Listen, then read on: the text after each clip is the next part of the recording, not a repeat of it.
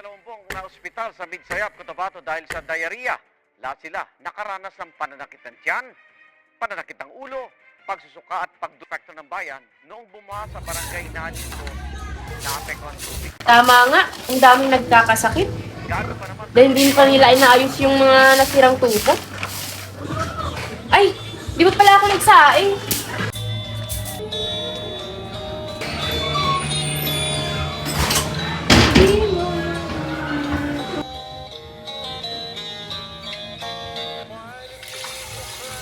Dumi pa ng tubig.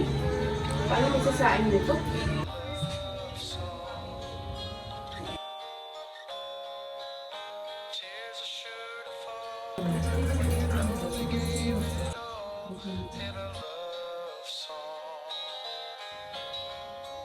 Somehow two lovers get a chance at a beautiful romance, and you wish it could be you.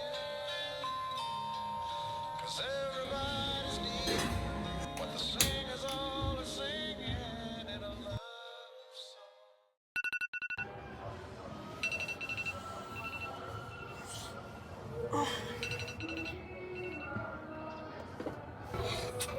Thank you, Lord, for this day.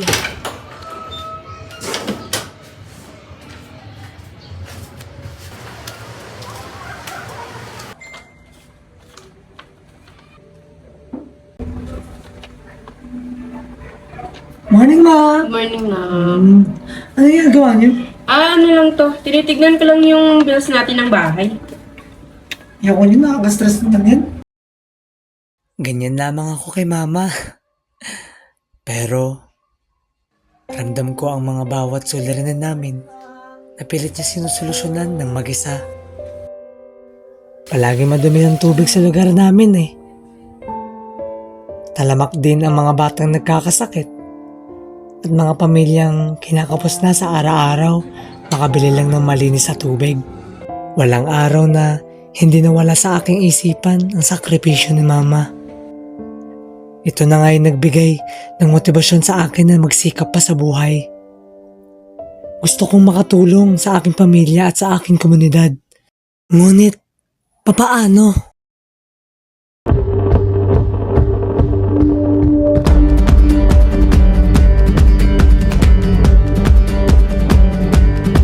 Can you feel it? Now it's coming back, we can steal it. If we bridge this gap, I can see you through the curtains of the waterfall. When I lost it, yeah, you held my hand, but I tossed it. Didn't understand. You were waiting as I pulled into the waterfall. So say Geronimo, say Geronimo, say Geronimo.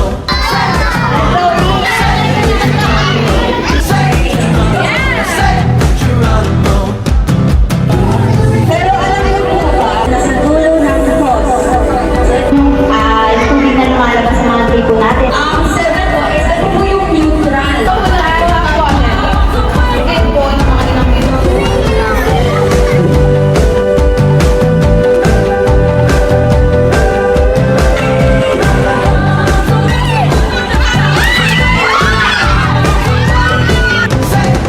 Well, we rushed it, moving way too fast, and we crushed it.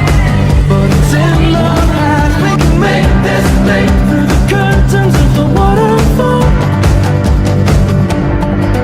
So say Geronimo, say Geronimo, say Geronimo. Say Geronimo, say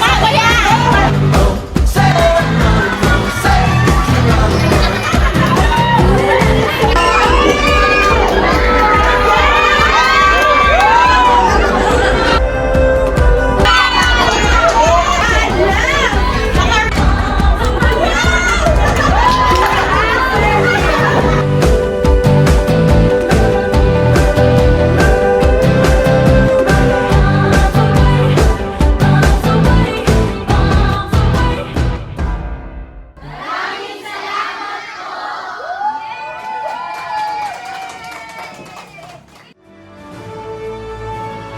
This certificate of achievement is presented to Mr. Josh Paredes.